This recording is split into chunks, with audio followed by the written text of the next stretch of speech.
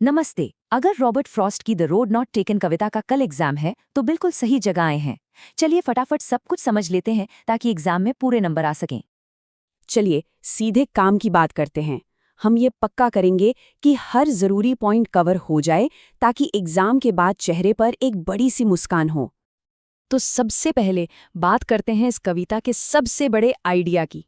अगर ये समझ आ गया तो समझिए आधा काम हो गया। यही पूरी कविता की नींव है। तो देखिए, कविता बहुत सिंपल सी चीज के बारे में है, चुनाव करना, यानी मेकिंग चॉइसेस। कवि जंगल के दो रास्तों का इस्तेमाल करते हैं, पर असल में वो हमारी जिंदगी के फैसलों की बात कर रहे हैं। हर फैसला एक रास्ते की तरह है जो हमारे भविष्य को एक नई दिशा देता है। चलिए अब कविता को स्टैंजा बाय स्टैंजा तोड़कर देखते हैं कि कहानी आगे कैसे बढ़ती है और उसका मतलब क्या है। कविता शुरू होती है एक बड़ी ही पावरफुल इमेज से।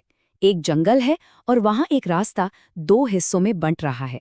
यहीं पर कवि के सामने सबसे पहली मुश्किल आती है, चुनाव करने की मुश्किल, क्योंकि वो दोनों रास्तों पर एक साथ तो चल नहीं सकते। तो पहला स्टैंजा हमें एक फैसले की घड़ी में लाके खड़ा कर देता है। और हाँ, ये पीला जंगल मतलब पतझड़ का मौसम, ये जिंदगी के उस दौर को दिखाता है जब हम थोड़े मैच्योर हो जाते हैं और हमें बड़े फैसले लेने पड़ते हैं। कवि एक रास्ते को बहुत ध्यान से देखते हैं, मतलब ये कोई जल्दबाजी का फैसला नहीं है। अब यहाँ कवि एक फैसला लेते हैं, वो दूसरा रास्ता चुनते हैं। क्यों? क्योंकि वो ग्रासी एंड वांटेड रेयर था, मतलब उस पर घास उगी हुई थी और ऐसा लग रहा था कि उस पर ज्यादा लोग नहीं चले हैं। तो कवि ने वो रास्ता चुना जो ज्यादा एडवेंचरस, ज्यादा अलग लग रहा था। लेकिन यहाँ एक ट्विस्ट है। ठीक इसके बाद वो ये भी कहते हैं कि असल में दोनों रास्तों पर लगभग बराबर ही लोग चले थे।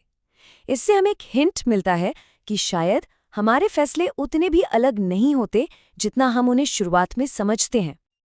ओह, I kept the first for another day. अरे, मैंने पहला रास्ता किसी और दिन के लिए रख लिया। ये हम सब सोचते हैं, है ना? लेकिन कवि को खुद भी शक है कि क्या वो कभी उस रास्ते पर चलने के लिए वापस आ भी पाएगा। और यहाँ का सबसे बड़ा सबक ये है कि जिंदगी में यू टर्न नहीं होता। एक बार जब हम कोई रास्ता चुन लेते हैं तो वो हमें आगे ही ले जाता है। हम समय में पीछे जाकर ये नहीं देख सकते कि अगर दूसरा रास्ता चुना होता तो क्या होता। और अब आती हैं कविता की सबसे मशहूर लाइनें। यहाँ भविष्य की बात हो रही है। आई शैल बी टेलिंग दिस, मैं भविष्य में ये कहानी सुना रहा हूँगा। कवि अभी से सोच रहा है कि सालों बाद वो इस एक फैसले को कितनी अहमियत देगा। तो ये आखिरी स्टैंजा सब कुछ एक साथ ले आता है। कवि अपने फैसले को एक कहानी का रूप दे रहा है, ये कहकर कि उसने कम चला हुआ रास्ता चुना और उसी से सारा फर्क पड़ा। वो अपनी एक पहचान बना रहा है, एक ऐसे इंसान की पहचान जो भीड़ से अलग चलता है। तो हमारे फैसले और हम उन्हें कैसे याद रखते हैं, वही हमारी कहानी बनाते हैं। अगला हिस्सा कविता के प्रतीक यानी सिंबल्स। अगर इन्हें समझ लिया तो एग्जाम में जवाब लिखने में बहुत मदद मिलेगी और आपको दूसरों से ज्यादा नंबर मिलेंगे। बहुत सीधा है। जब भी कविता में सड़क या रास्ता शब्द आए तो समझिए कि बात असल में जिंदगी के बड़े फैसलों, हमारे चॉइसेस की हो रही है। और पीला जंगल सिर्फ एक जंगल नहीं है। पीला रंग मतलब पतझड़ का मौसम, जो जिंदगी में बदलाव और मैच्योरिटी का समय होता है। ये वो वक्त है जब हमें एहसास होता है कि हमारे फैसले अब ज्यादा मायने रखते हैं। चौथा भाग, पोएटिक डिवाइसेस यानी कवि के गुप्त हथियार। ये एग्जाम में कुछ एक्स्ट्रा मार्क्स स्कोर करने का सबसे आसान तरीका है। चलिए जल्दी से देख लेते हैं। ये स्लाइड एक तरह से आपकी चीट शीट है, याद रखिए। राइम स्कीम है ABAB। एलिटरेशन का एक बढ़िया उदाहरण है वांटेड वेयर, जिसमें W की आवाज रिपीट हो रही है। और एनाफोरा मतलब जब कोई शब्द लाइन की शुरुआत में बार बार आए, जैसे यहाँ एंड शब्द आया है। और अब आखिरी और सबसे जरूरी सवाल, आखिर ये कविता इतनी मायने क्यों रखती है?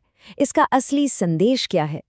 इस कविता का निचोड़ ये है कि आज हम जो भी फैसले ले रहे हैं, चाहे वो कितने भी छोटे क्यों ना लगें, वही हमारा आने वाला कल तय करेंगे। ये कविता हमें अपने फैसले सोच समझकर और हिम्मत से लेने के लिए कहती है। और ये आखिरी लाइनें, ये पूरी कविता का सार हैं। एक फैसला, सिर्फ एक फैसला, पूरी जिंदगी को बदलने की ताकत रखता है। और इसी सोच के साथ हम इसे ख़त्म करते हैं। ये कविता सिर्फ जंगल के किसी रास्ते के बारे में नहीं है, ये उस रास्ते के बारे में है जो हम सबके सामने है, और उन फैसलों के बारे में है जो आखिर में सारा फर्क पैदा करेंगे।